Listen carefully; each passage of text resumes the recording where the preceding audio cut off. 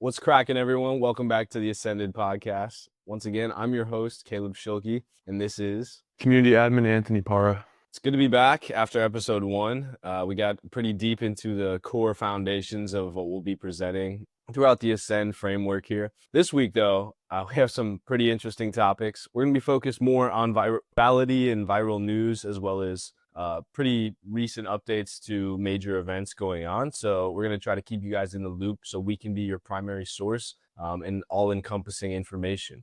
Today, we're diving into the internet's favorite hypothetical showdown, exploring a new voice from the Vatican, and then shifting gears to look at developments in economics, AI, health, and a different angle on personal growth rooted in scientific principles that are relevant to your daily life. If that sounds good, without further ado, let's get into it. So first, we're going to cover a topic that I'm sure many people are finding at the forefront of conversations. This is a thought experiment that just won't give up. So Anthony, let me ask you, our expert source on this topic. Could 100 average guys armed with whatever they can find actually stand a chance against a single adult male gorilla? Well, I think there's levels to that question because you said armed with whatever they could find. Well, if I started out in my house, I have a safe from which I could just pull random firearms that I could find, and I'd have a better chance that way. But if we're just talking, species to species warfare, and it also depends on the environment. But the way I understand it, you kind of just have to pretend we're all in a white box with nothing in it, and you're just going species to species. Because if you're in the jungle, gorillas advantage. If you're in cities, humans advantage. I'm gonna have to say the gorillas got it all day. I don't think there's a chance that 100 dudes are doing anything. Well, it's easy to imagine the advantage of numbers, but let's not underestimate the sheer power of a gorilla. Silverback gorillas, the adult males, can weigh between 300 and 500 pounds and possess incredible strength, capable of lifting up to 10 times their body weight. Yeah. Their bite force is also estimated to be about around 1,300 pounds per square inch, which is, I would say, significantly more powerful than a human bite. Mhm. Experts who study these primates, like Dr. Robin Morrison, often emphasize their agility, thick muscle structure, and natural weaponry, and powerful limbs in their natural habitat. Does knowing more about their natural advantages change your perspective on the showdown? On the perspective of who wins, no, that only kind of proves my point. I think so. Just because one, like, none of the dudes can run faster than the thing. If it feels like it's getting cornered, it'll just run. Also, you get hit with a right hook from a gorilla, you're not getting up, and it can probably swing and hit a couple dudes at a time. So yeah, I think the gorilla's got it. And yeah, I would say, in my opinion, a direct confrontation is not the smartest approach. I've seen all the videos on this. It's hilarious. And it's what kind of like unconventional tactics really could a large group of people realistically employ in this situation? Think about using the environment for cover as a tool. You can create distractions to confuse it or focus on any vulnerabilities. They're like, the thing I want to know too that hasn't been talked about is like, let's say you tire a gorilla out. How do you like kill the gorilla? Like, That's what I'm saying too. Like, what are you gonna do? Choke it? The thing's neck is like 4 of your torsos. Maybe not 4. That's an exaggeration, but you know what I'm saying. I think what I heard is like you get like 20 people to pin it down and then you stand on its chest because then it can't breathe without. It's just the only way to do it. The internet though is gonna be creative on this stuff. Too many factors, man. There's just a lot of you gotta set a lot of ground rules to make it as even as possible. But yeah, gorilla's got it all day. Let's say you were in the woods. What would be your immediate choice of weaponry if you had only natural surroundings? Natural surroundings, didn't bring anything with me. I'm thinking if I didn't have a knife, there's no way to make a spear. So you got to kind of just find a tree limb that's in the shape of a club, and that's probably what I'm gonna go with. Swing it like it's a baseball bat. So let's say you're in the group of 100 though. What do you think your role would be in that 100? I think my natural tendency in a group of people is like I'm usually pretty quick to assess situations and be like, here's what I think needs to happen. And so I think I would just immediately just try and get whoever was willing to listen or was in a position in which they could not assess the situation because they're too scared to be like, all right, this is what we're going to do. I would just throw it out and I'd say, we don't have time to react. This is what we're going to do and let's do it. So I guess more of like I'd probably be up in the leadership hierarchy of the guerrilla army. A bit lower. That's hilarious. Well, thankfully, we don't have Planet of the Apes happening anytime soon, so it's not going to be that type of situation. I hope, but I just thought I'd bring that up because that's the big highlight of the week, honestly. All the changes, everything going on. We got to talk about the gorilla logic, right? So anybody that's watching, share or listening to this, share your survival plan with us. You can do it in YouTube on our community page, or just go ahead and like the podcast. But let's get into our actual news for today. We're going to shift from a hypothetical animal encounter to a real world leadership and its impact. So, as you may have heard this week, America has taken a big win. The Catholic Church has a new Pope, Leo XIV, and his early messages have emphasized themes as a source of strength, community, engagement as a way to build a better society, and the pursuit of personal growth through selfless service to others. We might be slightly familiar with that. What were your initial thoughts or takeaways from his early address, focusing on these fundamental aspects of life? And if not, what would you say? What do you think the Pope's role should be around that, if you had to take a general stance? Oh man, well, admittedly, I'm not a Catholic church member. Though a lot of my family was. My father is originally from Mexico, so all of the family's Catholic. So I'm familiar with the church and its teachings, and then obviously its hierarchical structure. I know you have cardinals, you have archbishops, bishops, and they all just kind of take a bigger role in the hierarchy as far as geographical area, and then all the way up to the Pope. So from what I understand, I think the Pope's role is like, if we want to relate it to some of the things we talk about within the digital syndicate, things we talked about on before it was podcasts, we had just like live sessions, which we would teach concepts. If you want to think of it sort of in the military structure where there's tactical, operational, and strategic. Classic, the guy at the top is probably thinking strategic, like what's the strategy enact and to realize the vision he set out as soon as he became the Pope. Because that's every top of the leadership teams. That's like that's their role. Like, they have a vision for what they want their group to be doing. They need to figure out the strategy by which their operational teams are going to take their tactical teams and actually accomplish. So I think that's thinking of it like that helps me to understand a little bit more. But I think he just needs to find and figure out with his team what the strategy is moving forward to actually bring betterment to society, like he mentions, and do the things he wants to do. And it's interesting too how a global figure's message, it's centuries of tradition that we've had with this, can still resonate with so many on these fundamental aspects of purpose and connection in the modern world. So he's really setting a strong stance, especially I think having an American background. People from the US will pay more attention to that. What I did write is Leo XIV has spoken about the importance of individuals actively contributing to their local communities through acts of charity and support. But you want to look for deeper meaning and go on beyond just the well-being of others to actually find a sense of connection with each other. Do you think the themes of service and community resonate with your own values and perspectives on how individuals can contribute to society? Yes, absolutely. So my wife had been watching, I don't think I mentioned this, but my wife, her family's also Catholic, and she's more directly tied to it. But so she actually watched the selection. I don't know if that's what they call it, of the new Pope and whatever it was that he gave his address. But so I haven't watched it. But hearing that, when you said that, I kind of was like, oh, that makes a lot of sense. I like that. Just because there's really not much else you can do. The average person can do. There's some people that have more influence in this world, some people that have more power, but your average person, will take me for example.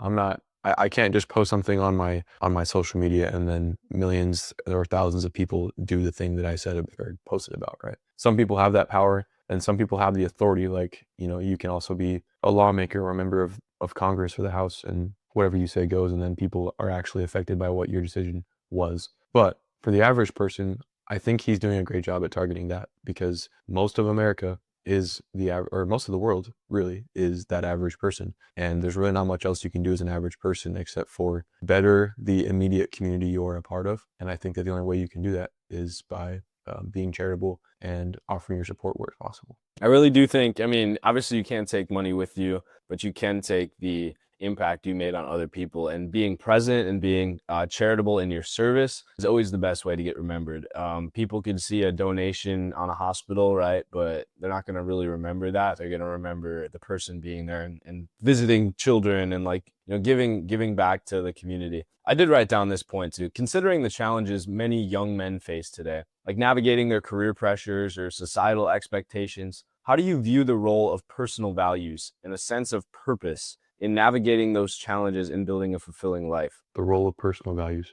Well, I think they're paramount. It's like if you don't have a basis by which every action you take or every desire you have is founded upon, you're moving with no direction. So I think it's like you absolutely need to as a young person, because when you're growing up, I mean, like it or not, most of your values are influenced heavily or completely reliant upon those of your parents or immediate family. And it isn't until you leave the house or you go to college or whatever it is you do, you join the military, that then it starts changing and you have a broader influence given by more people or a larger community. I would also say that you need to be really cognizant of the influences that are upon you once you are on your own. In the same way that your parents have influenced you their whole lives the best way they knew how, once you leave, it's not about like the world doesn't necessarily care about your well-being anymore. They more care about pushing their values so that other people can push what they think is correct. And so you need to have a strong foundation. You need to decide for yourself and not just be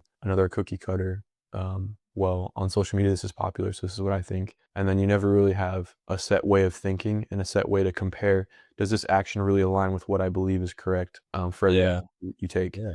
And then you end up in a spot where you're moving through life with no direction and you're just doing what everybody says you should. Well, yeah, exactly. I think I'll listen to people too, and they'll be like, "Well, I have this political background. I have this monetary stance. I'm this way, this way." I'm like, "Where did you get that?" They're like, "Well, that's the way I've always been, like, I guess, since childhood." And I'll respect that, right? But I won't really. I'll look at them and be like, "Well, did you consciously come up with that? Did you confirm that belief?" And there's a difference between being taught something and actually choosing to believe it proactively. And so I think the best parenting, and I actually had this conversation with my parents last week. I was like, up to this point in my life, basically, you've given me a lot of values, some of which I still have, some of which I don't have as much. But what I will say is the best thing a parent can do when you're raising a child into a young man and you're still a young man developing is essentially it's like riding a bike. Your parents gave you the bike and they showed you how to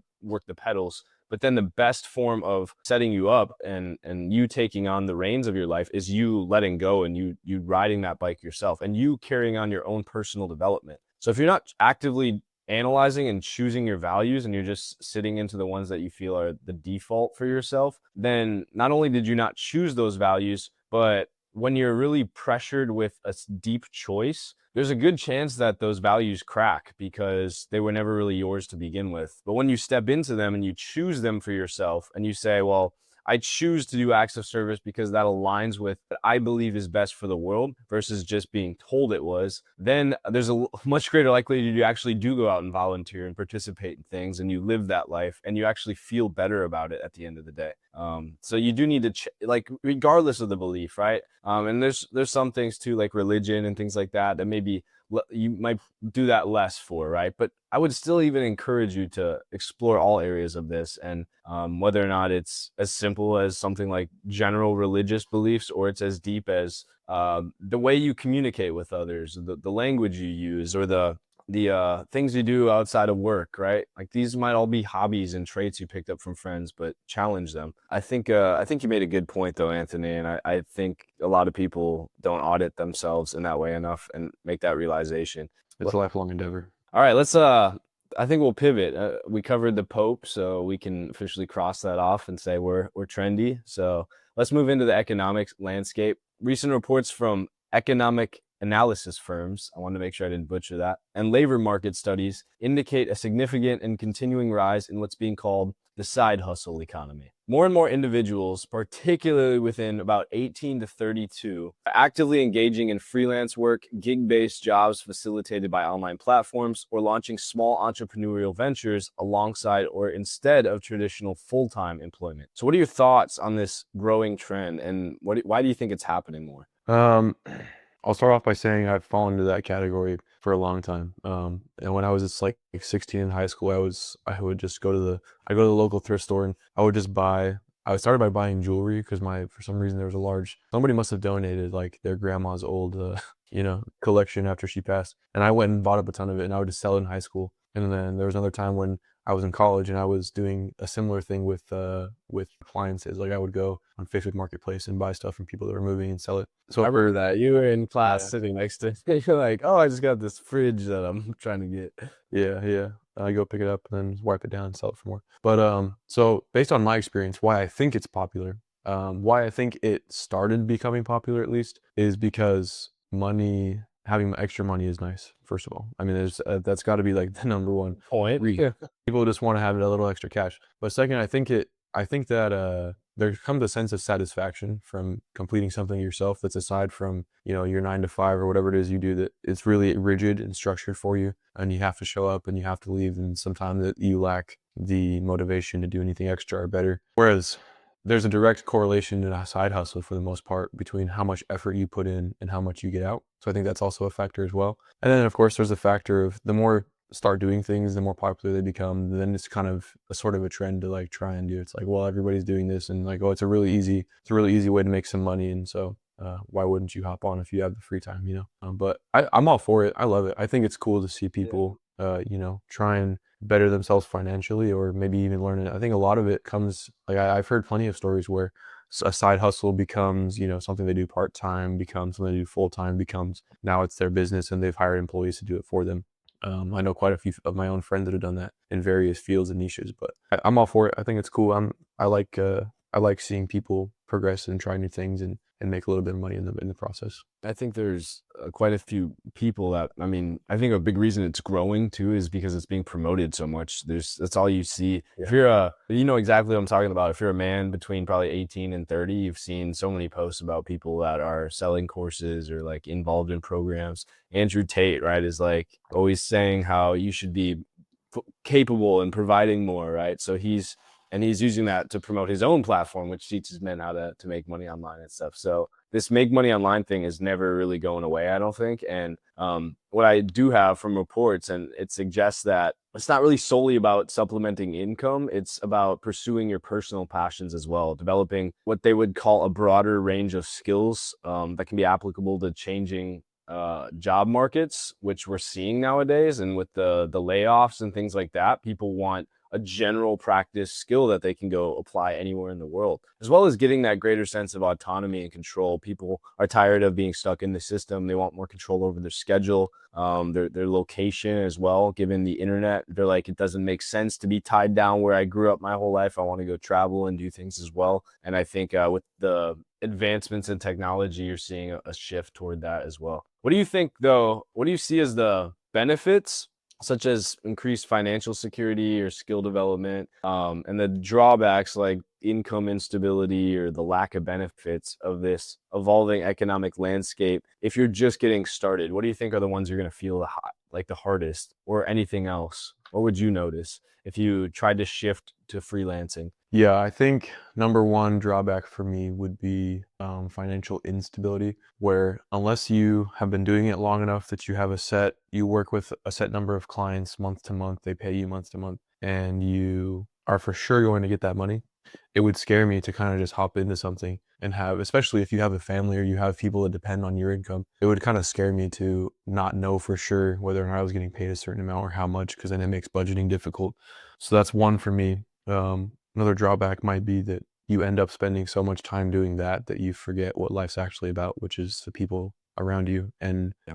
the experience of life, right? Like you don't want to just, and I'm not saying this to mean like there's never going to be periods of your life where work has to take the front seat, right? Has to be where you put all of your effort. Because I know that for anybody that's ever been successful as far as building a big business, they're pretty much obsessed about it. That's all they do. You know what I mean? And so I'm not saying that's bad, but I'm saying that could potentially be a downfall if you lack the ability to find some sort of balance, even if the balance is not exactly 50-50. It's more like I see my family and I do the things I enjoy enough to make it work. And that's still a balance. Is it 100% equally balanced? No. Then that's what I'm saying. That's okay. But if you're constantly seeing the benefit, the reward of your hard work, and it's like, well, I'm going to keep doing it.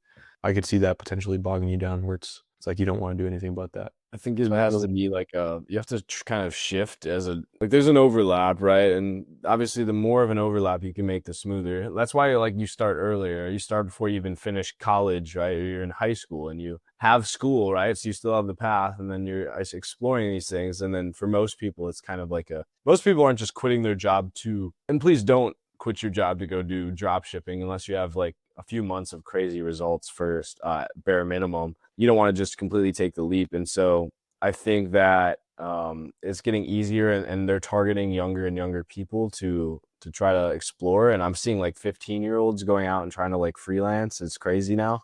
I guess I was kind of doing something similar, but it wasn't just as big of a thing as it is now, revolutionizing kind of the mindset of young men. And they're kind of taking on that, I think, that approach throughout later. I would bet the later years of their life are going to look like that too. They're going to keep trying to side hustle and stuff. It is a good thing. It is a good thing because that's how I mean, that's how any economy works, right? Like you have more people offering services, it makes the best products on the market exist. There's more people that can be capable of doing it. AI is the best thing because it can leverage one man's capabilities times 1,000 and compete with massive corporations. This will be the era that takes down standard high-rise building corporations and gives power back to anybody that knows how to harness it. Once again, that's exactly what we're doing inside the digital syndicate, and we're showing you guys how to use those tools. I think Anthony, you and I are both part of that. We're sucked into that culture, and I don't think it's ever gonna really leave us. But I'm personally grateful that I have that trait to go out and look for those opportunities. I don't know about you.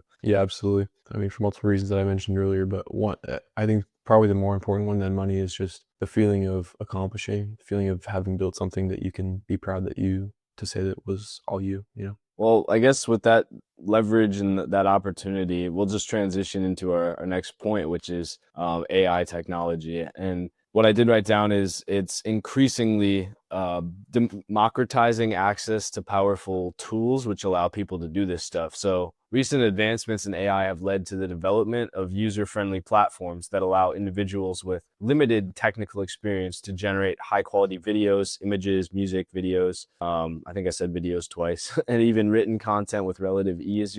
I've personally used things like DALL-E and Sora, which have been, I think, ChatGPT based in image and video production. It's been crazy compared to needing a whole developmental studio team in the past, or having a whole agency that creates these graphics for people. One person with a sentence or two can do the same thing. What do you think? What were your initial thoughts on this accessibility to the general public of these tools, and what was your experience like using them, if you've used them, Anthony? Oh yeah, I use them all the time. We were in college. You actually were the one who first introduced me to ChatGPT as like the first, because in the beginning it was just ChatGPT that I remember, and then you get your Microsoft came out with one. I think it's called Bard, or it was called that Bard, and Google then Bard. Google Bard. That was Google's. Google was Bard. Now it's Gemini. So everybody's come up with their own now, but you were the first one to introduce me to it, and I think we were working on some sort of class project, and I watched you. I don't think you used it to like create the project for us, but you used it to like organize our thoughts in a manner that made way more sense, or to like structure what we had already created in a way that made more sense, or that was addressing all the points we needed to address. And I watched you use a tool I'd never seen before, and all you did was just that. You use a sentence or two, you take what we already had, and it made it like way better. It made it a way better product than what we had at the time, and it took a fraction of the time it would have taken me to like come up with that, and it was better. And so pretty much from there on, I went back to my room that night, and I was like, just experimenting. And I was like, what even is this? And I was just trying to get it to do simple tasks, see what it was capable of. And my understanding of it was super rudimentary for a long time. I think up until really like the recent, like maybe this within a year, to where now people are figuring out that humans are actually the limiting factor for what they can produce, these AI tools, just because people don't know how to prompt them properly. They're capable of so much more than what can even articulate as a prompt to get them to do. And so now that I've been working with that, and you and I talk all the time, we use it for different things, but now that I have a better understanding, it's kind of insane to me. I kind of got caught telling the story that I almost forgot the questions. No, you're good. I think that's actually a great example that kind of leads me into the point of it can be very simple tasks like this, but in general, the tools are generally lowering that barrier of entry to anybody to compete in almost any skill. And that kind of is still a extension of our last topic, but it's allowing more people to express their ideas and come up with ideas, and develop new skills without requiring years of specialized training or extensive equipment. I remember someone saying that too. They thought AI was going to replace coffee makers, people at McDonald's first before they replaced our world's finest artistic creative people. And actually it was the opposite. Like copywriters, artists, like AI started doing that really well before it started doing manual labor. I think it's just because the basic jobs require a lot more hands-on labor, and AI isn't a physical thing yet. They're still developing what will be functioning, I guess, humanoid robots that can do tasks like that, such as the Tesla bot, which I guess does exist and can do some things, but it's not as advanced and as agile and has all the features of a human with recognition patterns and things like that, although we're very close to making that happen. And so obviously, as you go up the chain, you need less physical labor and more intellectual talent, and that's basically all what GPT is. So I guess it would have made sense thinking about it for that to be the biggest pool of jobs that it kind of comes in and takes out. But I mean, I don't think really it will take out jobs. I think you're still going to have artists. They're just going to be artists that know how to use GPT to create beautiful things. And instead of a pen or a pencil, it's just going to be art is considered different. And I'm sure art will still exist. You'll still have the value of a, Picasso, portrait, right, is still going to be the same just because it was from Pablo Picasso, and there's still going to be people that have the human talent of drawing and writing. I don't think that'll go anywhere either, but it's cool to have another hand in your pocket where you can pull out a tool and utilize that if you're not skilled and you want to be able to compete in different markets like that. And that isn't just physical art, right? It could be copywriting, it could be sales. You can have somebody coach you on how to sell, which is really just GPT, giving you tips. You can simulate environments. I've given you a boardroom chat prompt. I think I use that all the time, where it is literally simulated in my mind, where it paints a clear picture every response of me being in a boardroom with a COO and a team of executives in marketing and sales and stuff, and we're talking through all my problems. I can literally go ahead and compete better than companies that have these old men sitting at tables half paying attention, because my team's actually dialed in, and I can simulate responses that are going to be better than people with years of experience. And it's kind of crazy. All I have to do then is make executive decisions. But all that happened because I know how to prompt it. I won't go further on the topic, but I bet you, since that moment when I gave you that idea of you could create a better sentence with it, you've probably used GPT for some pretty more interesting things than just rewriting sentences, I'm sure. I don't know if you have some examples of things you use it for regularly. Regularly, I use it. Actually, yeah, regularly I use it for, heck, I might even just pull it up right now so I can read. But I paid for ChatGPT Premium, which allows you to have projects as like separate folders, and then within the projects you can have the chat boards that you normally have when you log on. But within each project, like it updates its memory so that it can refer to the different chats that you've been talking to it about within that project, or even within other projects if I really wanted it to pull information from those. But I have mine trained. I have one for pretty much every pillar of my life. So I have one for what we do with Ascend.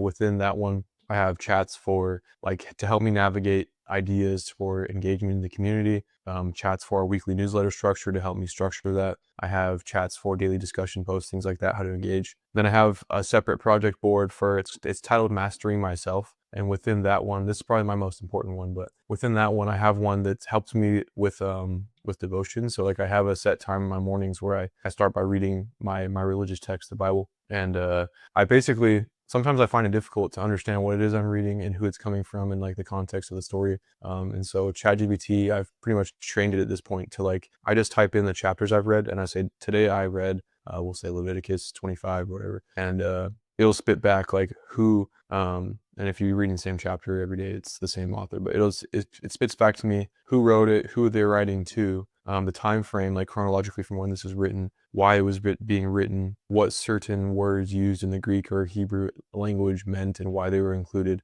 It goes super in depth and gives me prompts and like questions that I would have never thought about myself as I read it. That one's probably the most important for me. But then I also have one for like daily reflection and focus. I have one for my job for the Air Force, that it like writes certain things for me, like market research reports. not for me, but it helps me structure them. I have one in there too that helps me because I run the unit fitness program for my unit. It helps me write my cardio and hit workouts for the whole unit. It helps me go through my training like tasks that you have to within a year of being in the career field. And then I also have a project board for everything I'm doing for my personal brand. So it's super structured. I like it a lot to where I click what sector of my life I'm working on today. I go in there and everything that I've already inputted in there, ChatGPT memorizes. And so I don't even have to like say every time, this is what I'm trying to accomplish. This is what it's for. Like it already knows that. I just say what I need done and it does it. I think those are all really great uses. Obviously, like inside of our community, we're harnessing the best prompts for just running your business and optimizing your life with that. So again, if you're a man that's probably at least 15 years old to 35, you've at some point heard that you should probably work on a side hustle or developing yourself. And we have the premier source of all of these prompts, and we're developing systems that'll help you grow businesses with automated tools faster than other people in the market, and we'll be the source of information moving forward for that. But I did see Zuckerberg on a podcast. I guess everyone just calls him Zuck. Was saying that he doesn't like that. He was saying that AI will eventually replace your like friends, and you'll just have AI as your friends. But I think part of that is just because he doesn't have any friends. But I don't think that's gonna happen. I think humans will always be friends with humans.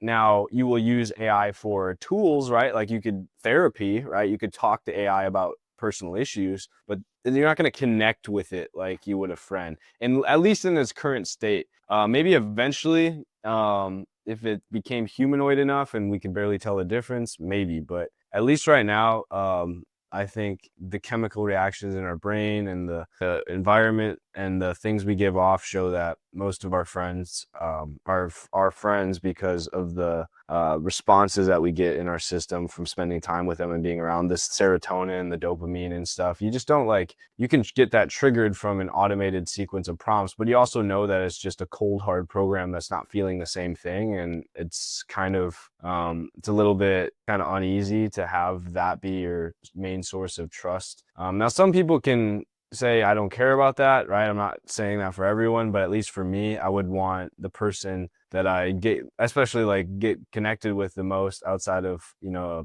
significant other, just to have those traits so they can feel what I'm feeling. I don't know if AI will get there anytime soon with the feeling side of it, but it's we'll see. We'll see is probably the best answer because I have no idea what's going to happen. I didn't think GPT was going to be it, and we'd be sitting here talking about it 5 years ago, but here we are. I expected to be drop shipping or doing something with physical goods as a company and not what we do now. So you never know.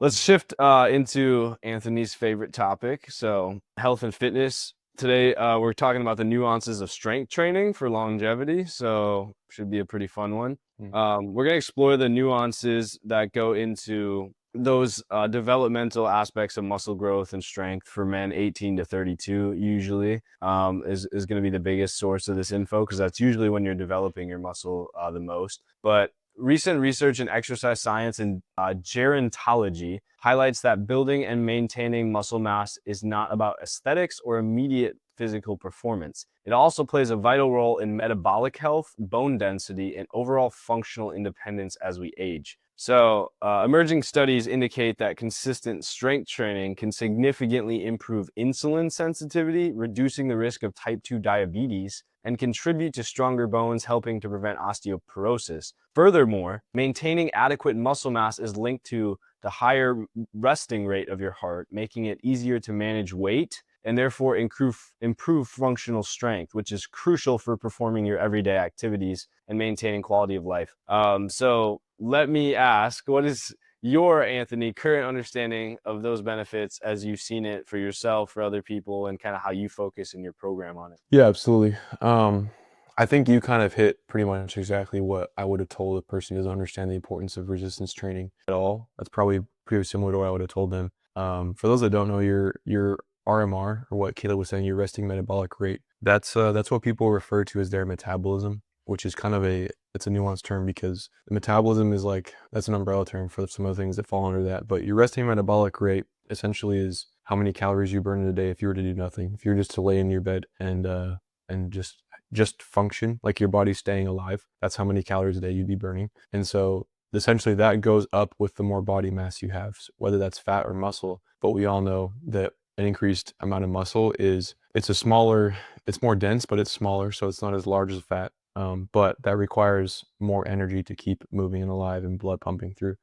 So what he's saying is essentially more muscle mass you can pack on, the higher your metabolism or your RMR goes up. And so I just wanted to explain the biological mechanism by which that actually works. But yeah, dude, I mean, I couldn't name them, but there's all sorts of studies too that they say things like the muscle mass or muscle density, like through the circumference of your thigh, they can predict almost life expectancy, or not really life expectancy necessarily, but it's like directly correlated with longer lifespans and less health issues in the future. And that's kind of weird to think about, like literally just because the size and density of the muscles in the leg is determined entirely upon like strength training and how much you're putting into growing the muscles in that area. I think Simone Sinek said that, because he said that after the heart and the lungs, the third largest muscle or most important muscle was the thigh muscles, because I think it was because our ancestors used those to go out and socialize, and there's actually connection to our social skills too.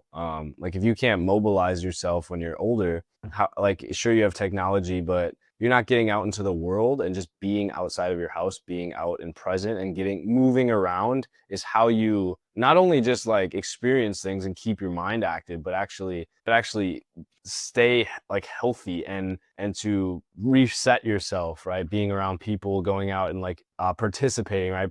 Rather than being kind of cocooned up all the time. Usually people that are kind of just sitting around and isolating themselves have shorter life expectancies too. So I think it's kind of a mental thing as well too. But yeah, that's a very important group regardless. You can't miss leg day. So. Yeah, and I mean, besides I think a lot of people associate strength and resistance training just with like, oh, that's how you get big. Like and a lot of people are like, oh, I don't want to do that because I don't care to be big. But it's like that's like a factor. That's like a byproduct of what you're actually training for. Like you're training for physical longevity and like quality of life. Because especially as a male, like if you want to get taken seriously, like a super quick and easy way without actually learning or understanding more skills is to become more of a presence physically, if that makes sense. People take you more seriously. And that's just like, I think that goes back to what you were saying to our, like ancestrally, like it's just part of our wiring to like take someone who is built or take someone who is seen as an authority physically more serious and like someone who is in charge.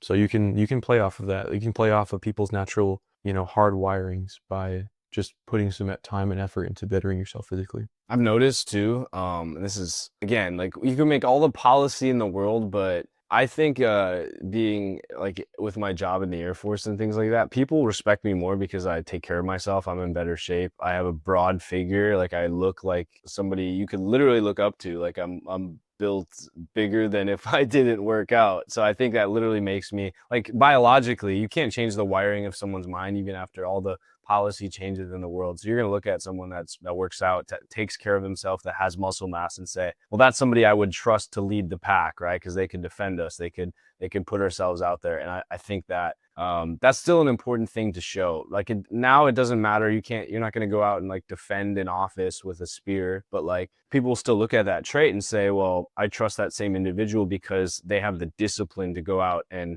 achieve something like that. So that discipline's also going to carry on, and it's that habit too, which actually is a perfect transition to the personal development side of it too, because that's on habit formation. And I wrote down a point that recent research in neuroscience and psychology is built insights into kind of how habits are formed and what goes into that. But before I actually say that, I kind of want to know, how do you think habit formation works if you had to kind of take a guess at it?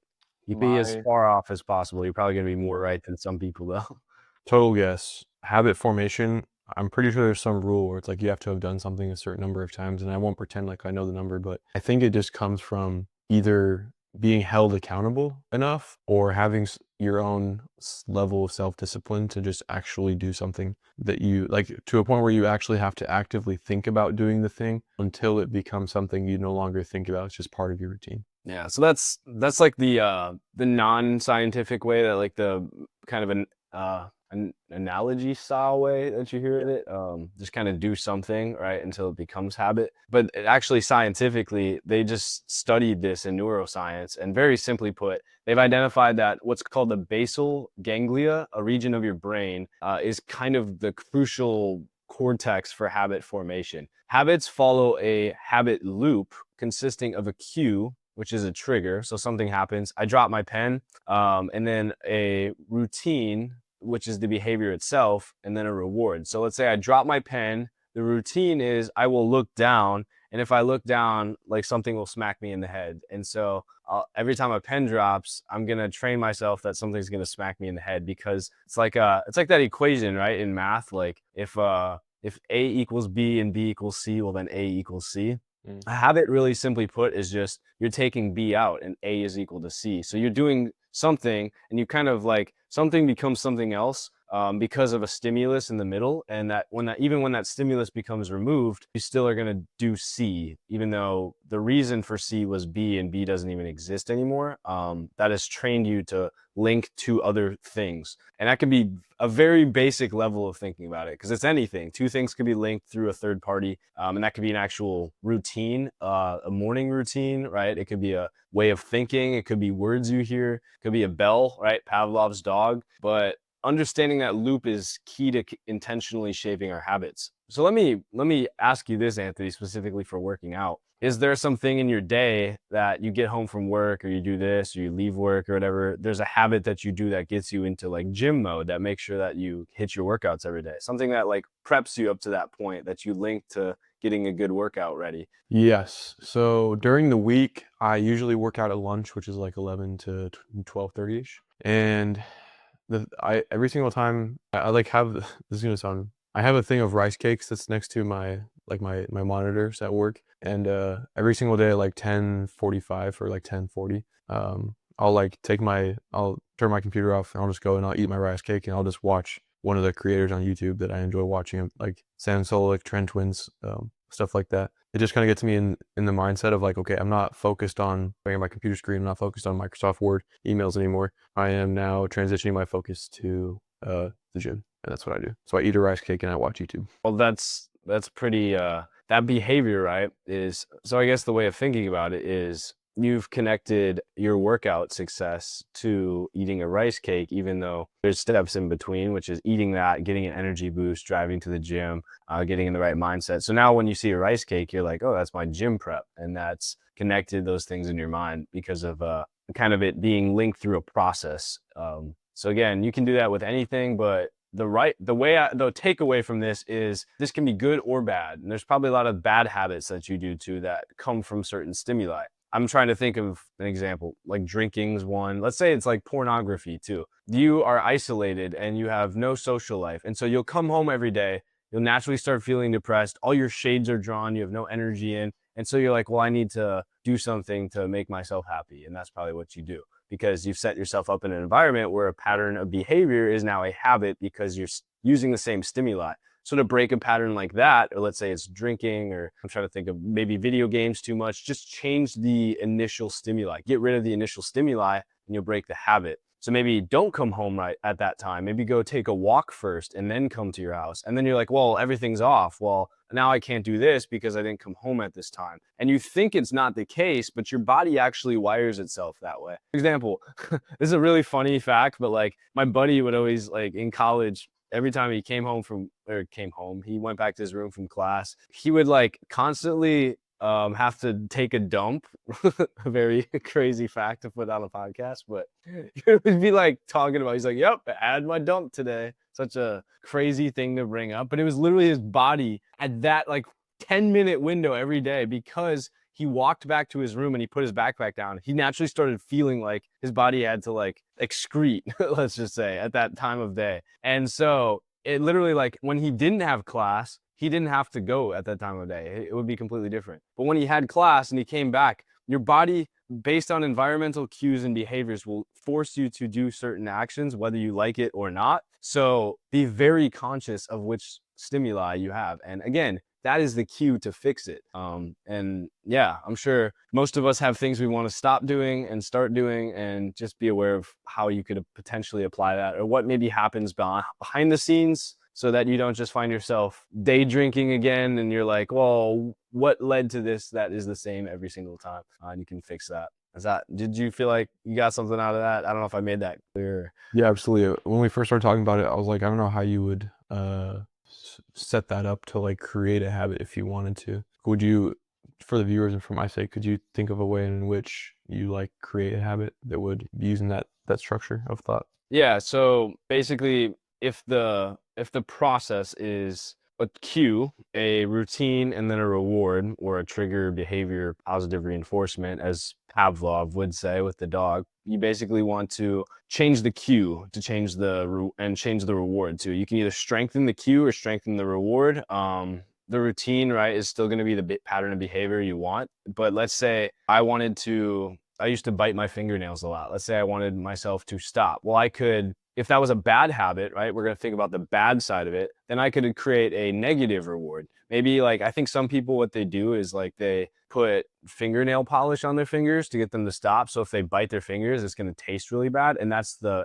negative of the positive reinforcement. It's just the punishment. And they made the punishment stronger. But what you could also do is you could create a cue, right? So it could be a reminder on your phone to remind you every 10 minutes to stop biting your fingernails. It could be wearing a ring on your finger that says that. So when you look at your hand to do that, it says stop doing that. It can be a million other things, but whatever is going to be most efficient. And so I would say experiment with multiple cues, and honestly put yourself in a jail to start. Like put 20 different cues on. Like if you can't wake up at the same time, then set your Amazon like Echo Dot to wake you up, turn an alarm on your phone, buy another stopwatch or clock and put it across the room. Have a million cues to get you to wake up at that time, which then becomes a habit, and then slowly start taking them away and your body will function. But you can do both. I would say increase the reward or punishment and increase the cue to start. And then if you haven't increased one of those, that's probably the best place to begin. For the gym, like your rice cakes, right? You could put peanut butter on it and make it tastier, right? And that could be a stronger cue because that's a more enjoyable snack. Or you can make the reward of that, like the gym, you could do like more fun workouts or something you wanted to do additionally at the gym, or maybe you got to do something after the gym that made it more rewarding. Eat your rice cake and get in that mindset. Does that make sense? That's kind of, That makes more sense. yeah, scientifically, Yeah, that's kind of the way you wire it. But again, think it's good and bad. So most of the time you want to stop the bad habits before you start adding good habits. So I would just use this for your bad habits. How can you make the punishment worse and get you to stop? Which usually we focus more on negatives anyway as humans. So you're going to see that result be quit faster, right? It's a lot easier to quit bad habits than it is to start good habits and maintain them, because you'll feel the good habit right away, but the incentive to continue a good habit versus the punishment for a bad habit is going to be a lot more likely. Like your parents probably reward you, right? But then they come after you with that, I don't know, that wooden spoon or something one time, that spatula, and you're like, oh God, here it comes. Like, I don't want to do that again. And so like you'll learn that a lot quicker. But yeah, that's how I would recommend you go about it. I think, do you have anything else you want to add on that? Otherwise, I'll move out of this. I've never had it presented in that way before as far as making habits go. So that's cool. Before we wrap up with this, I want to give a quick shout out once again to the Digital Syndicate. Your support and being in this community, being in a position to better your life and have a community of people to help support you in your endeavors is what allows us to feel like we're getting a purpose out of this world, allows you to feel like you're on the right track, and gives kind of that light at the end of the tunnel to entrepreneurs going through this lonely chapter, that dark road or that lost phase where you don't really know how to make your business work. We consult you, we help you find solutions, and we do that for you. And we just want to make sure you guys are aware about that.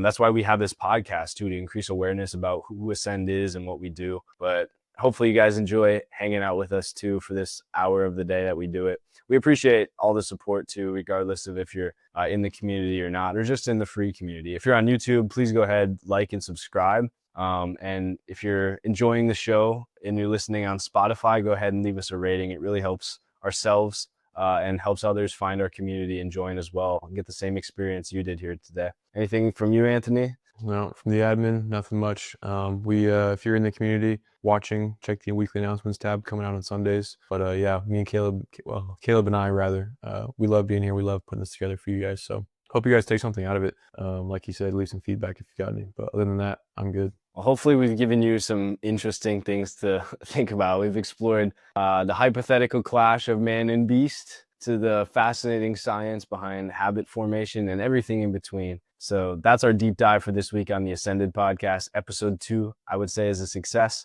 We'll see you next time, next Saturday at 10 a.m. Central. Take care, everybody.